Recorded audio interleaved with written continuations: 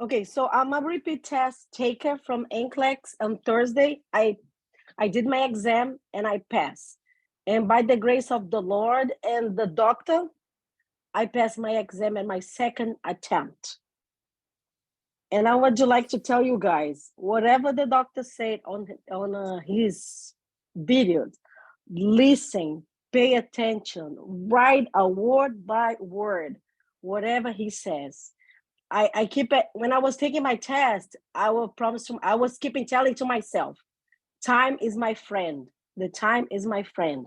So I paced myself, and I know it took me 4 hours to do my exam, but I passed.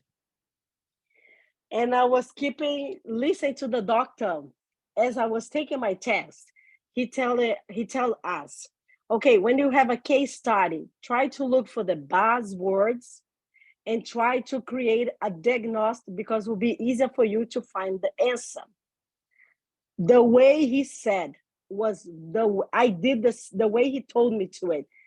It was right, and like he said, it was the answers was showing to me like a candy, like the way he says. I cannot thank you enough for everything you did it to me. I was so discouraged. I was in a bad place. I thought I would never be able to make it, but I made it, and I'm a winner. I passed my NCLEX. Congrats. Thank you. You're welcome. Thank you for sharing, and thank you for encouraging the class. Like I said, you did all the work.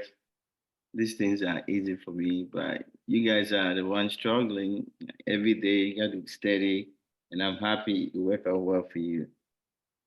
There's no secret, like you said. You just have to follow some principles and stick with it.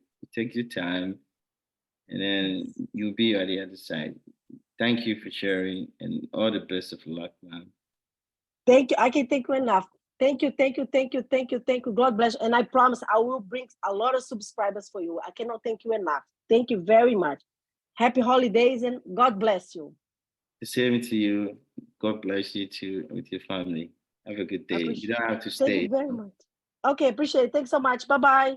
Bye. You're welcome. Okay, let's do some content. Thank you everybody for your patience, and don't disturb the class once again. So maternity, I know everybody is afraid of it. You shouldn't. It's big, but try to compartmentalize it as much as possible and try to grab the concept.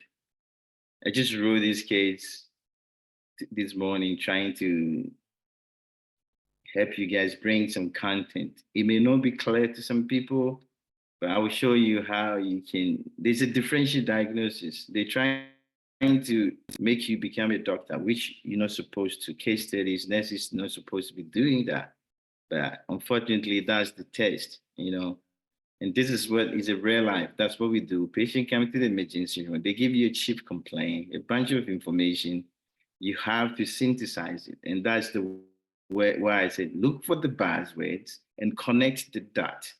And when you connect the dot and you know it's appendicitis, the rest is history, like Erica said. You'll be able to answer all the questions that follow. Don't let them confuse you. This is the case. 17-year-old female, right? She's in the labor and delivery ward. She's G2P1. That means she's had 2 pregnancies, right? She's 30 weeks admitted to the labor and delivery ward with complaint of what? Lower back pain radiating to the lower abdomen and pelvic pressure. As I've said multiple times, nobody write a case without giving you the chief complaint and what you need to focus on the first 2-3 sentences, because that then they will elaborate on it. If you picture what is going on, she's G2P1, 30 weeks in labor and delivery ward because she's complaining of what? Abdominal back pain that is radiating to the lower abdomen and pelvic pressure. That is why they admitted her. What is the other issue? A first child was born at 32 weeks. That's a buzzword. Okay. 28 weeks ultrasound that was done shows excessive amniotic fluid, another buzzword. The fundal height is what? 30 centimeters. That should give you a clue. These sentences from here on was supporting the first two lines that was given to you. I'm trying to give you more information so that if you can figure it out, and that is what the case is, they give you the chief complaint, they give you the things that you're supposed to focus on the first 2-3 lines. They may put a lot of garbage in it, but look for those that after you figure out the buzzword, every subsequent, look whether that supports what you think is going on. If not, just ignore it. Read it and just ignore it. She has a history of what? Hypertension and smokes 1 pack per day. Buzzword. No prior history. I tried to make it short. I don't want to make it a full paragraph, but 6 lines. Then assessment. Alert-oriented ×3. Long is fine. Hard is okay. Why are they giving you? Because that's what we do. You get to check all of them. Do you need it? Yes. Do you need to focus it right now? It's telling you that there's no long problem. The heart is no problem. And then she's fine. She's alert-oriented like you. Gravid abdomen, don't worry about it. Why? What does that mean to have gravid abdomen? She is pregnant. That's what it means. Fundal height is 33 centimeters. She's 30 weeks and the fundal height is 33 centimeters. She has +1 bilateral leg edema and she's 1 centimeter dilated. When you check the lab, hemoglobin is 12, hematocrit of 30. UA is cloudy. There's positive nitrate, positive leukocyte esterase. I wanted to teach you a bunch of stuff. That's why I make this. And the vitals, temperature is 98, heart rate fine, blood pressure a little bit elevated because she has hypertension. She's taking any medication? No, she's 17-year-old. Why is her blood pressure high? And this is a saturation in room air. Think about it. Spend like a minute, 30 seconds, put the buzzwords together and figure out what this patient is suffering from. Can you tell me what is she suffering from? Can you have an idea?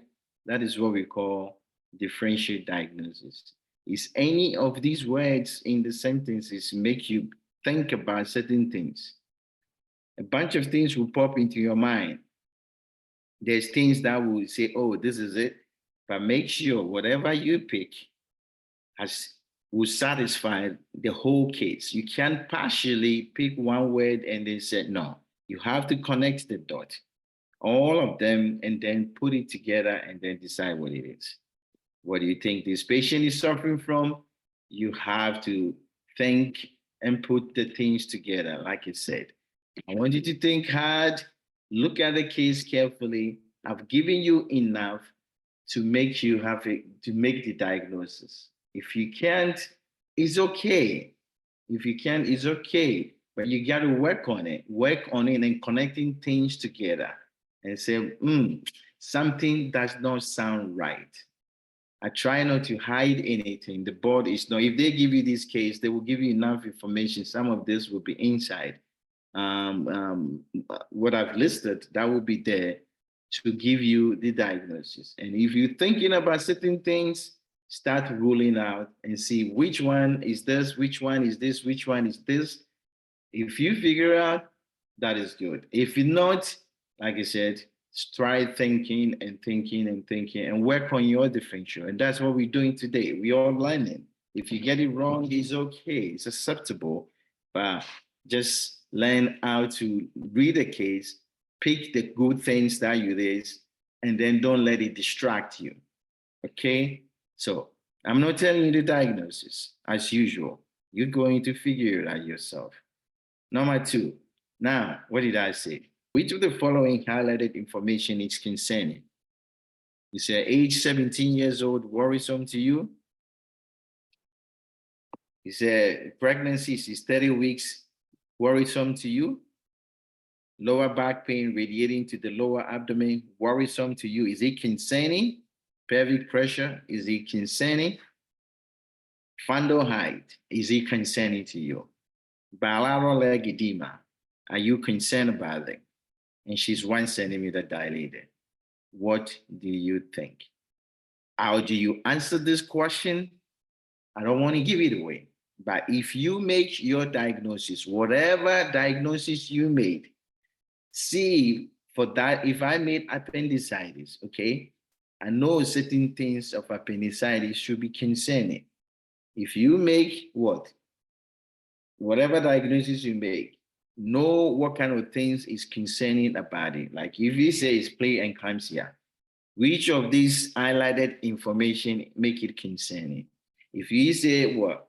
Urine rupture, you have to pick things. Don't just pick anything you want. Whatever you pick, it should be consistent to that problem.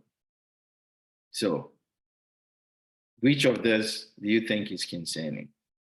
But did you make a diagnosis? Do you make a diagnosis? She's 17 old, 17 years old, 30 weeks. And she has lower back pain radiating to the lower abdomen, pelvic pressure, fundal height, this, and bilateral edema, 1 centimeter. What do you think the patient is suffering from before we can answer this question? What do you guys think? I saw a couple of answers there. Some people say preeclampsia. Some people say preterm labor. Some people say choroamnitis. Some people say placenta abruption. What do you think? This is basically consistent with the preterm labor. This is a preterm labor. She's 30 weeks old, and she's having lower back pain radiating to the abdomen and pelvic pressure, and she's 1 centimeter dilated. That is preterm labor. Preterm labor is 20 weeks to 37 weeks. If you are showing signs of labor, then in that range, you consider preterm labor. How do we know she's in labor? She has what? Lower back pain that radiating to the lower abdomen and pelvic pressure. But that is not enough. There is a cervical change. She's 1 centimeter dilated. That is the definition of labor. If you have contraction without change in the features of the cervix, it's not a true labor. So we have a consistent idea of patient as true labor, right? So for this one, we have true labor, right? Then you tell yourself, in true labor, in this situation, which of this should I worry about? That is what is going to give you the diagnosis. The diagnosis of preterm labor is the information they're talking about concerning. Age is not concerning. A pregnancy age is not concerning. It's this that is worrisome to me. This is worrisome to me because tell me the patient is in labor. Yeah, you can say she's 30 weeks, she shouldn't be contracting. Yes, somebody will, I'll give you that, right? But lower back pain radiating to the lower abdomen, that she's going to labor. Pelvic pressure, she's in labor. A fundal height is not concerning because we already know she has excessive amniotic fluid when at 28 weeks, and therefore she has polyandromion. So that is what she's showing with the fundal height very high. So that is not concerning. A bilateral leg edema, guys, don't pick it. That is a trap. Every pregnant lady supposed to have +1 bilateral lower leg edema. If you never heard it before, today ADAPT NCLEX says every pregnant lady, okay, +1 bilateral lower leg edema is okay. But if I say periorbital edema, yeah, then you worry. Then I'm like, oh, periorbital, yeah, you shouldn't have, your face shouldn't be puffy, but your leg can be puffy. +1 is normal, it's accepted. 1 centimeter dilated is not good. So this one is bad. pelvic pressure is bad, lower back pain is bad. I will give you because she's 30 weeks but lower back lower back pain relating to the lower abdomen, pelvic pressure, and 1 centimeter dilated. Those are the true things that should concern you in this case because it's consistent with the preterm labor. That is the way you do this kind of test. I did not indicate the blood pressure is also concerning. I did not indicate the cloudy urine, nitrate, leukocyte, estrate is also concerning. A fundal height is because she has polyhydramnios because of too much fluid, make the fundal height goes up. Okay, so those are the things I wanted to practice as you go through the case. It will make the case, 6 case study easy. Now, I say, what is your diagnosis? We already made it, right? We connected the dots. She's 17 years old. What? 30 weeks. She shouldn't show signs of labor, but she has lower back pain radiating to the lower abdomen. She has pelvic pressure, right? And then she's 1 centimeter dilated. It's not good. It's not good. That means contraction is providing what? Effacement and dilation of the cervix. That is the definition of what? True labor. A forced labor usually does not cause cervical changes. Okay, that is something you got to pull. So that is the diagnosis for this patient. She's in preterm labor. She's not in preeclampsia because I trap you, I give you hypertension. They will never give you a preeclampsia without not telling you what? Some form of headache, some form of neurological changes, some form of hypertension that is uncontrolled. Okay, they have to give you an idea that this patient, okay, blood pressure occur during pregnancy. That is the definition of that.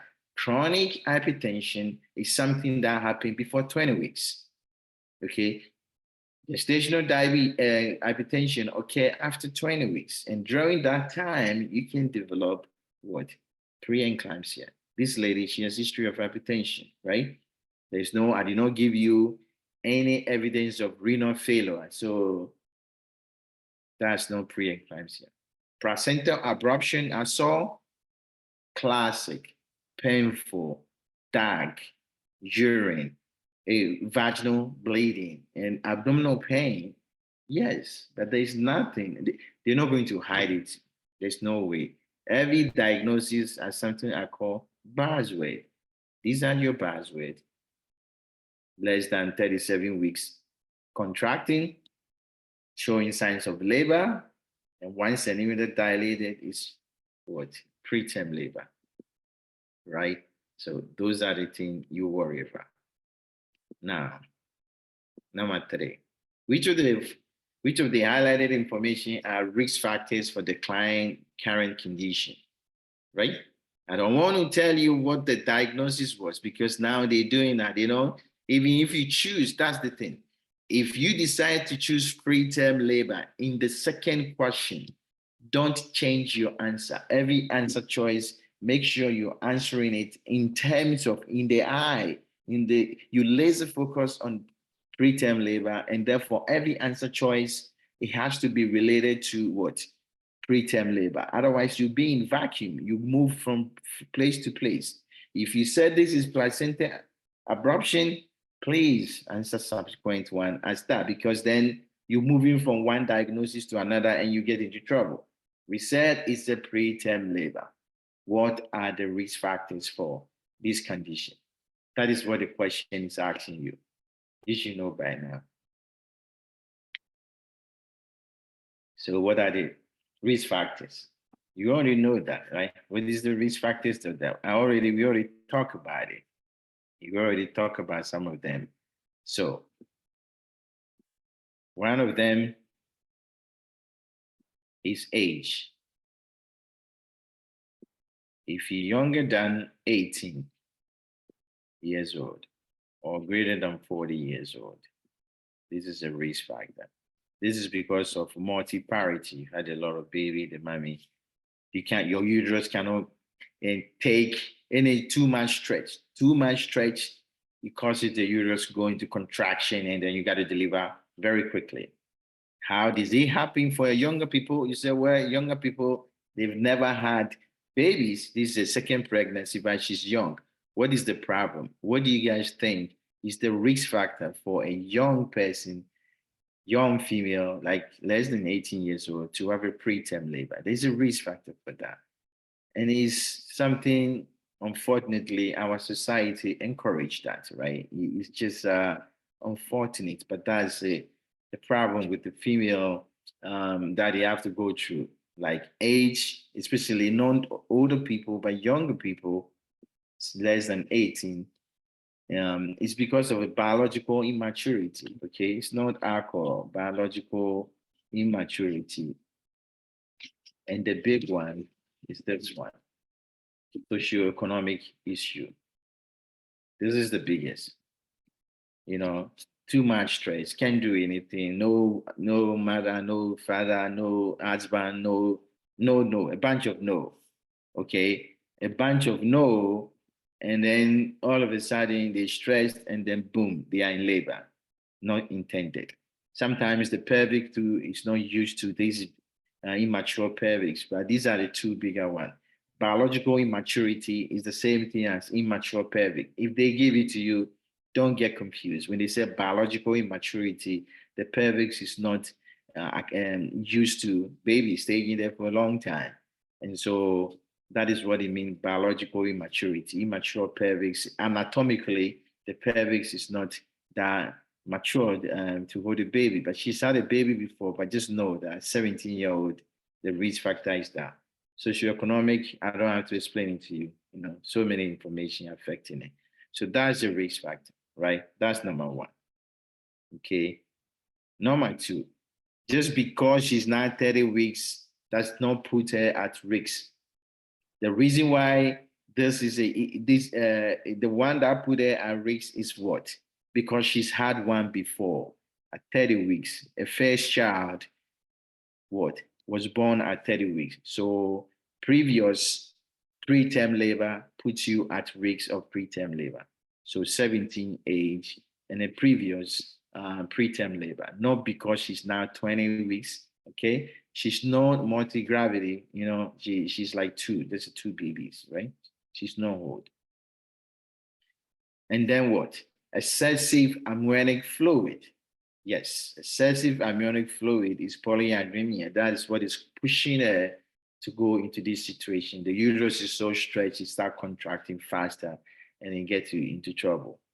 The fundal height, though, is not, because the fundal height is related to the excessive amniotic fluid. So I should have put something here, and divide these two. History of hypertension, of course, yes. This was designed to be a preterm labor lecture, so that's why I'm spending time getting it. And smoking, all of this, the causes vasoconstriction, less blood supply to the uterus, and then you go into contraction and get into trouble. So those are the side effects, or you can say risk factors for that problem. What else?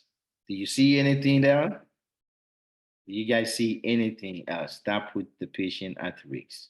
Infection, okay? She has infection.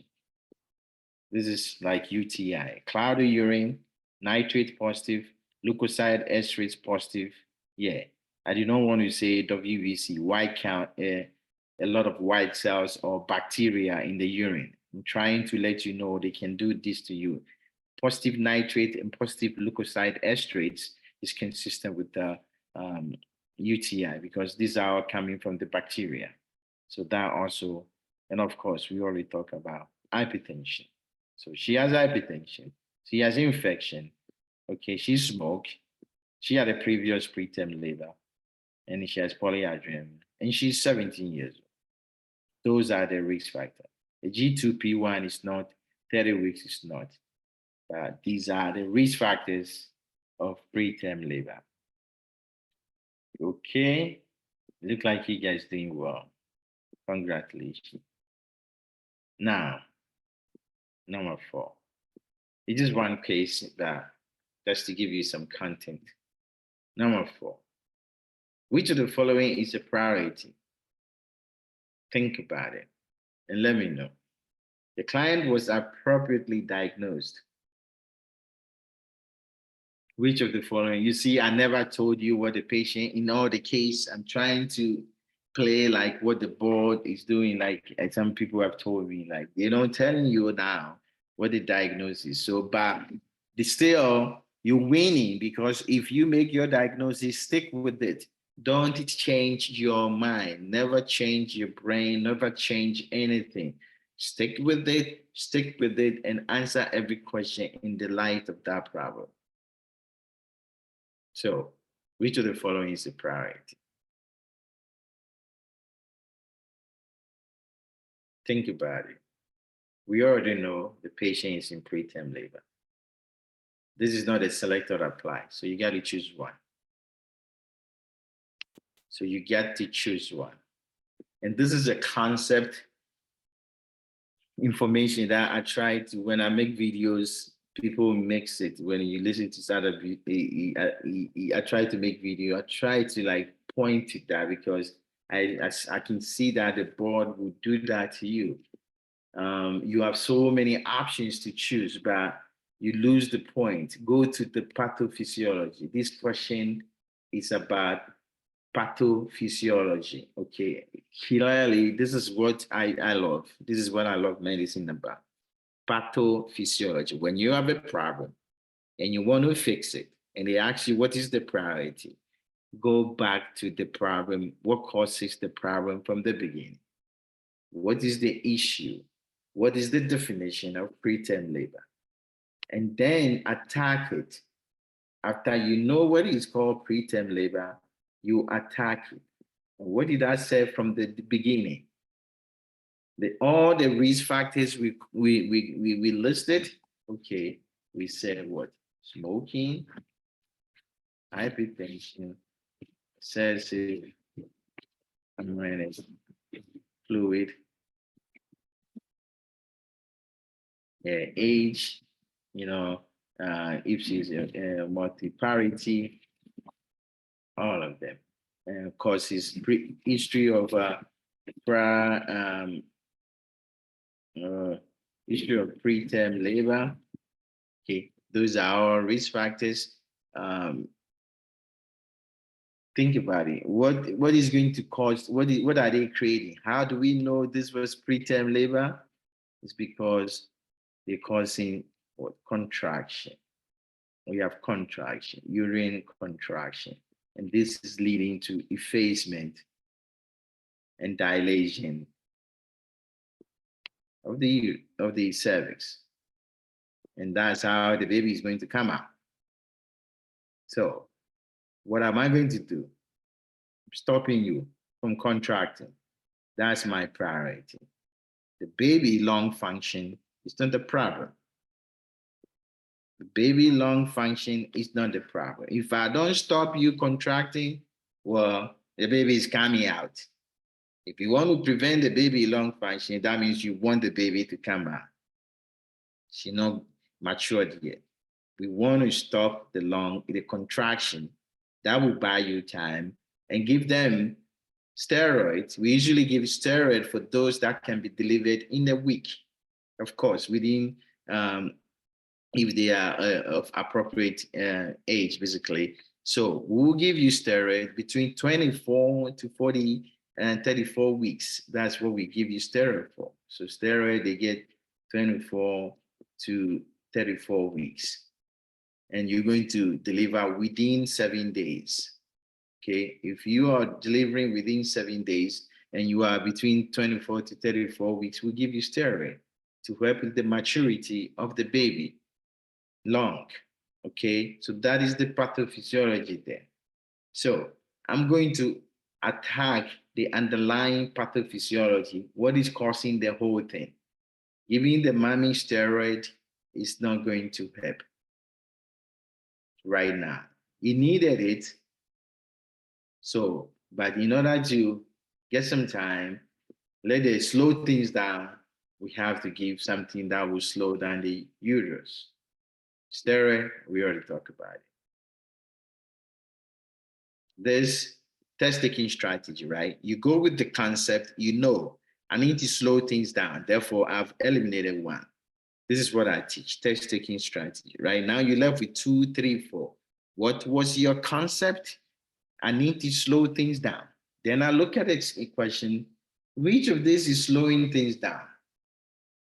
Test taking strategy. There's 2 things I know that is speeding things up. They cannot be both right. No way, right? Both cannot be right. So, which of these 2 are speeding things up? Which of these 2 speed things up, right? 3 and 4. Pitocin, oh, it will speed things up. Misoprostol will speed things up. Therefore, they both cannot be right. They both cannot be right. Usually, they will give you this. If the board is setting it, or I'm setting this in the actual NCLEX system, the way I would do it to let you think. This cannot work because these 2 do the same thing. You don't know. I intentionally put something you are not familiar with, guys.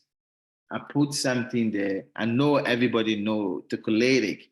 And the one everybody know is what? What do you guys know? The one you know mostly. Most people know what? If I say, everybody will know it. If I put it there, they're going to pick it. But why did I change it?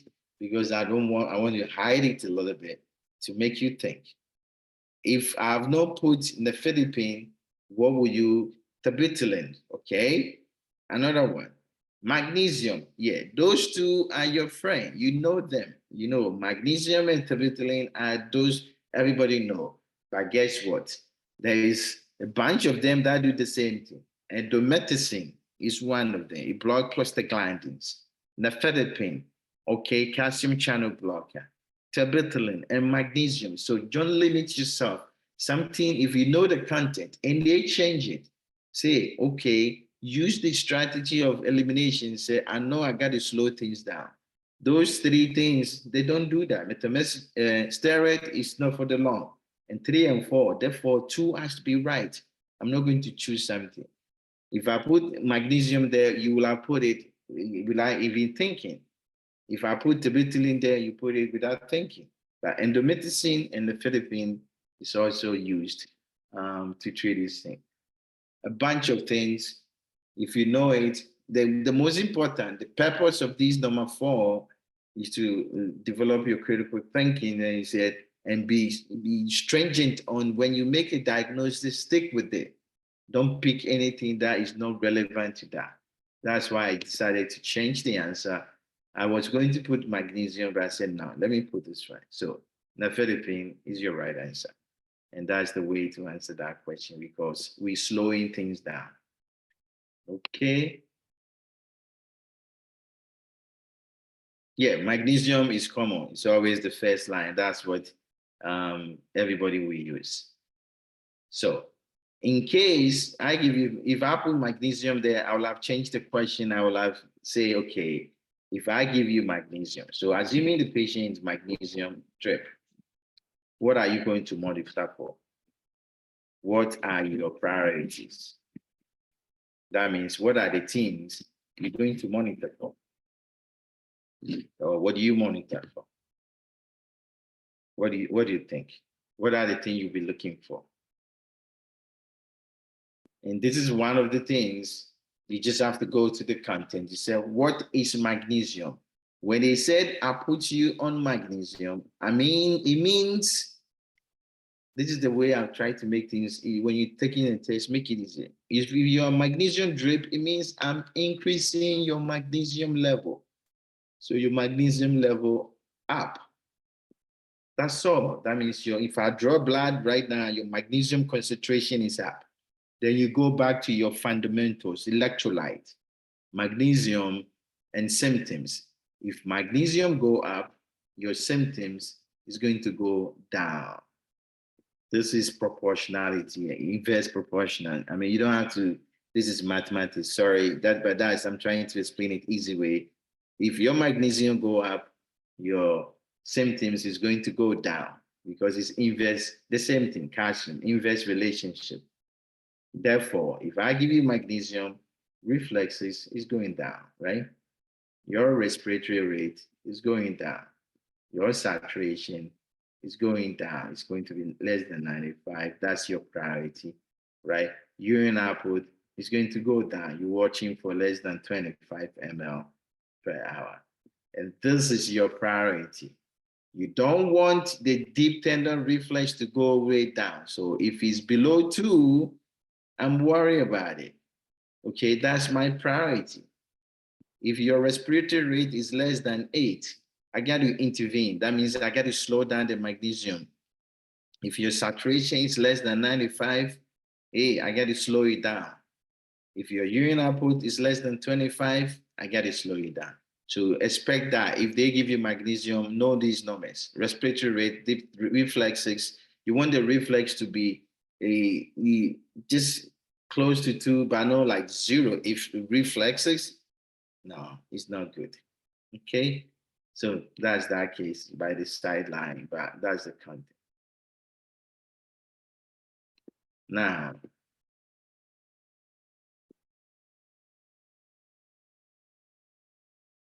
client reports large gush of fluid from the vagina. Like I told you, this case was designed to bring a bunch of maternal health staff together to see. I mean, it's a recall form of review, basically, bringing things together. Large gush of fluid from the vagina. Assessment reveals cervix is about 5 centimeters and 60% effaced. Which of the following is indicated? Once again, to answer questions, go for the ask. Okay, what is the ask? Select or apply. Which is what? Indicated. What is the case? Gush of fluid from the vagina, 5 centimeter dilated. Now, buzzwords, go for the buzzword. This is the buzzword, large gush of fluid from the vagina. And there is what? 5 centimeter dilated and effaced. What do you want to do? You have to make a diagnosis here and see what is the situation. The situation has changed. What is going on? If you know it, you pick the answer flawlessly, like a candy, like she said. So what do you think?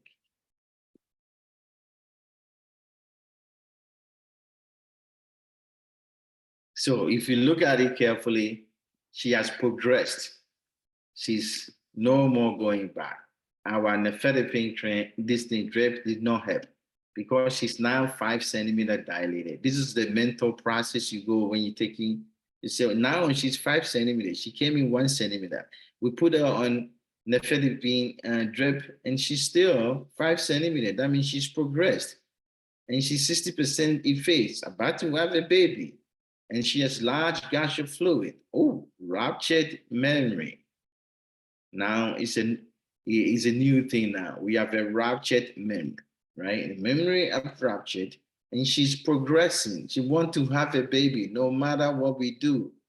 Expect that in your exams. They may progress it or they may slow it. They will say everything slows down. So don't be afraid that when you see that situation. If you rupture your memory and you're progressing, there's one concept I want you to know. If they give you a case like that, if the person came in and they're progressing, no matter what you do, you got to stop. You got to do what? Slow and stop your articulated, because you can't slow them down anymore. They have progressed to the point that the baby is coming. There's no way you can slow them down anymore. So you have to stop the nifedipine and this thing. You have to stop it. Just don't forget that. After they progressed, yeah, we need to stop the articulated. The cat is out of the bag yet. So this has to be stopped. Rupture of the memory, there's a risk of infection. Risk of infection. Group B, strep, right? Group B strep is common in the vaginal, but people, if you don't know the lady's status or you know the status and they have rupture of the membrane, there's a risk of infection. So this lady, we don't know her status, so penicillin is reasonable. Now you get to prove that the fluid that is coming is just not vaginal fluid, but this is amniotic fluid coming. So you do the nitrogen test. There's a color change, right? There's two color change that will happen. The vaginal fluid is usually what? Is it acidic or basic? It's acidic, right? So vaginal is an acidic medium. Amniotic fluid is basic. So you're looking for B, the B for basic. That's the key. That's the way to remember them. So blue. So you're looking for blue color, okay, not the yellow, olive, or green color, which is vaginal, which is an acidic medium, okay? Vaginal is acidic medium. So when you do that, it's a negative test. If it become yellow, olive, and green is acidic, that means it tells you it's vaginal. But if it's blue, that's so. In either case, we got to do the test. You want to start Pitocin, she's already contracted. She's already dilated. There's no need for you to push her. You want to slow her down, and she herself is trying to go. So there's no need to push her to the edge. You don't need to start Pitocin. And one of the complications of rupture of memory is what? Apart from infection, which is one of the complications. What do you guys think? That is content right there. If you want more maternity, I think you should sign up for the ADAPT NCLEX review coming up. Cord prolapse, excellent. That is the cord prolapse, excellent. And fetal bradycardia, those are the two things you should worry about. Fetal bradycardia and cord prolapse. Because of that, we got to check the fetal heart rate. So this one, this one, this one, this one. I just made a case up, so sorry, but if it's confusing, I'm not an examiner. I'm just trying to make a full case. Enjoy. Thank you. And the last one, like I told you, content left and right, right? Content left and right.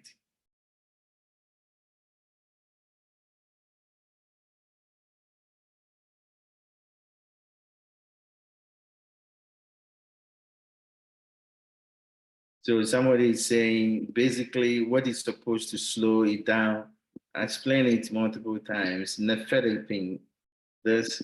Number 2 is the right answer. Number 4, Pitocin and misoprostol does not slow anything down. They speed things up. So yeah, wrong answer. 3 and 4 are wrong answers. 1 is indicated, but not this time. It's not a priority. The most priority is nephedipine. It's a calcium channel blocker. It will slow things down. Now, this is what we are. Client has a painful, dark vaginal bleeding and underwent emergency C-section. You make a diagnosis of this painful, dark vaginal bleeding and underwent C-section. 24 hours later, the nurse noted venopuncture, side and nose bleeding. Which of the following is consistent with the disease process? Make a diagnosis. And then you can treat this patient. Painful, dark vaginal bleeding. I put 2 diagnoses together and went surgery. Then 24 hours later, venopuncture site and nose bleeding. What happened to this lady? Poor 17-year-old lady. So sad. Sorry, I make it so dramatic, but that's the way it's supposed to be.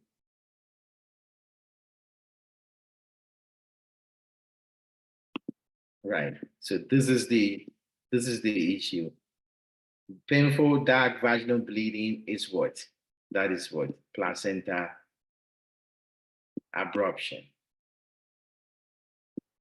And I went emergency C-section. Fine, because that's the treatment for it. Then 24 hours later, you have venoponchocyte bleeding from the nose. This is DIC, disseminated intravascular coagulation. We have a problem. Which of this is consistent with the disease process? When you have DIC, this is what we call consumptive. Consumptive, basically, I'm consuming all your coagulation profile. I'm consuming all of them. If I'm consuming, that's the definition. If I'm consuming everything, that's why you're bleeding, your platelet is low. Your fibrinogen, which connect all the two together, is going to be low. Why PTT and PT is low is because of this guy. So you have both a extrinsic and intrinsic coagulation pathway. You don't have to worry about these big words, but I know you know from nursing school, intrinsic and extrinsic pathway, all connected. They're also going to be prolonged. And the treatment is to treat the underlying problem. If it's sepsis, treat it. If it's trauma, treat it. If it's placenta abruption, DIC, take care of it. So all of them are your right answer. This is content review in disguise for preterm labor. Thank you for watching. Take care of yourself. Just let me know if you're interested, and be good, okay? Your time will come. Have a good day. This is ADAPT NCLEX.